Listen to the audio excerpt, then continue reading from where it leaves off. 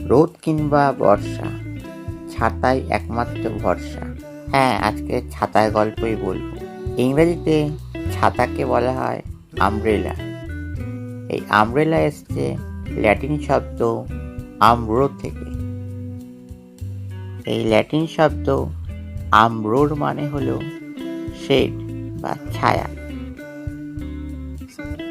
বলা হয় সম্ভবত 4000 বছর আগে মিশরে প্রথম ছাতার ব্যবহার হয়। তবে একই সময় চীন এবং গ্রিসেও ছাতার ব্যবহার দেখা যায়।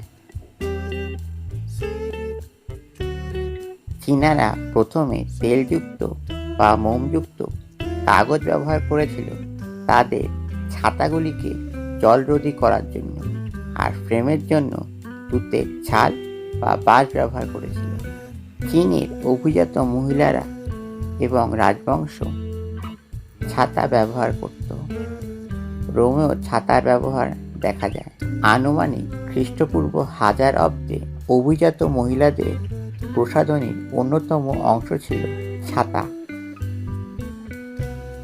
ইউরোপে ছাতা শুধুমাত্র মহিলারাই নিজেদের আনুষঙ্গিক হিসাবে ব্যবহার করত, কিন্তু 18 শতকে লন্ডনবাসী লেখক ও ভ্রমণকারী জোনাস হ্যানওয়ে ইংল্যান্ডের প্রথম পুরুষ যিনি প্রকাশ্যে ছাতা ব্যবহার করেছিলেন।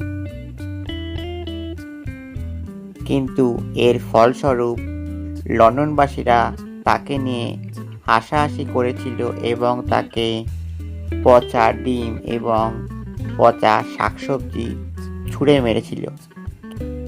কিন্তু হ্যানওয়ে সাহেব তার ছাতা ছাড়েননি।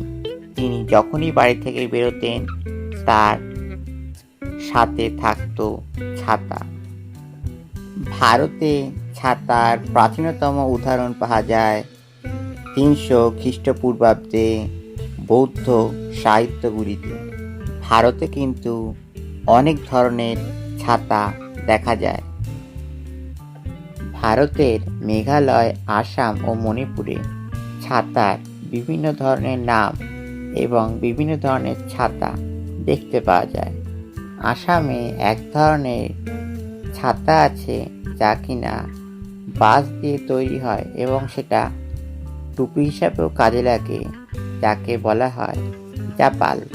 আবার মণিপুরে জাম্পাক নামক এক ধরনের ছাতা টুপি ব্যবহার করা হয়, যাও কিনা বাঁশ দিয়ে তৈরি হয়।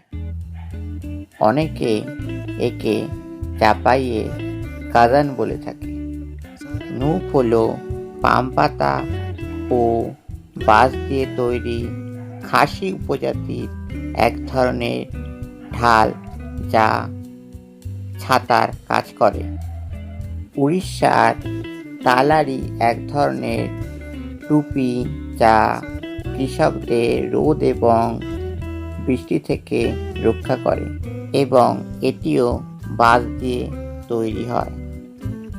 কেরালায় খেজুর পাতার এক ধরনের ছাতা নাম্বুদিরি মহিলারা তাদের ভ্রমণের সময় ব্যবহার করত।